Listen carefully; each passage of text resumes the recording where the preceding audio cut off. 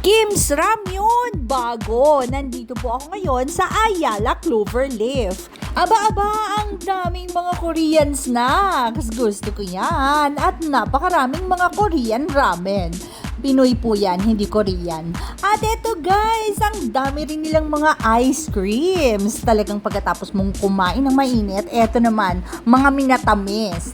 At eto pa, more snacks. Tatlo po ang option, mild, spicy at super spicy. Eto kaya ang tikman ko. Ay, hindi ko ata type ito kasi cold noodles po ito. Eto na lang sa spicy, mild, yan ang gusto ko. Yan ang paborito namin kapag kumakain kami ng Korean noodles. At eto na guys, kuha na ng plato. At kuha na rin tayo ng mga utensils pang mekos-mekos natin. At talaga naman, nalito ako sa pagpili kasi napakaraming options at ang dami nating pagpipilian.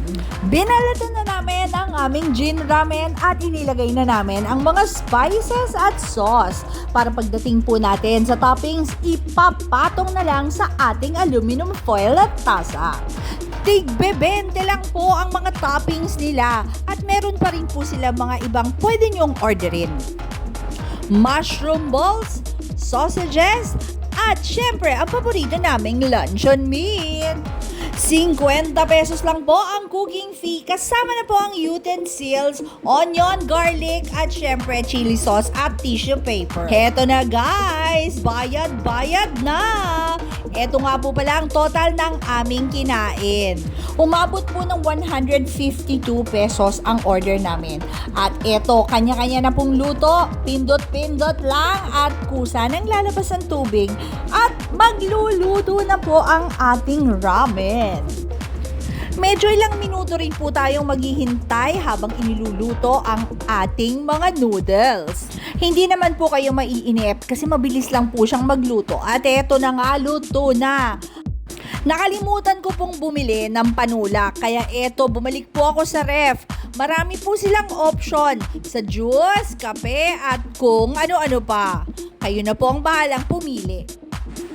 Meron din nga po pala silang microwave, electric kettle, air fryer, at mga condiments.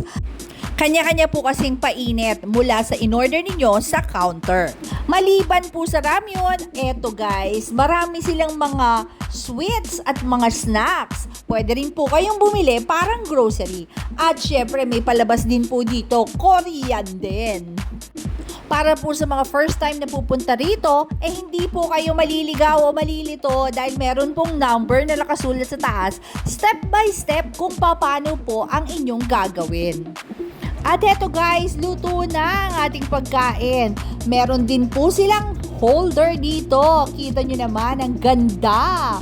Para hindi po tayo mapaso sa pag-transfer sa ating tray. At huwag matakot sa paggamit ng panluto dahil may instruction po sa tabi. Heto nga palang napili kong inumin at ready na ang pagkain ko. Tara na, lafangan na! Tikman po natin. Syempre alam ko na po ang lasa nito. Yun nga lang po, ingat lang at baka mapaso ang nguso ng lola nyo. Masarap po at saka syempre nakakatuwa po yung experience na magluto ng ganito kahit na nasa labas kayo ay makakakain kayo neto. At syempre makakatipid kayo dahil hindi na po ninyo kailangan bumili ng maraming toppings dahil dito ay assorted na pong toppings ang po pwede nyong piliin at ilagay sa inyong mga ramen. Kaya ano pang hinihintay nyo? Punta na dito sa Ayala Mall at nang matikman nyo. Masarap po yung kanilang mga sausage, mushroom at luncheon meat. At bago po tayo magkalimutan, huwag po nating kalimutan i-click ang aking like and subscribe button para updated po kayo sa aking mga uploads. Ayan guys, lafangan na! Hanggang sa susunod, bye-bye!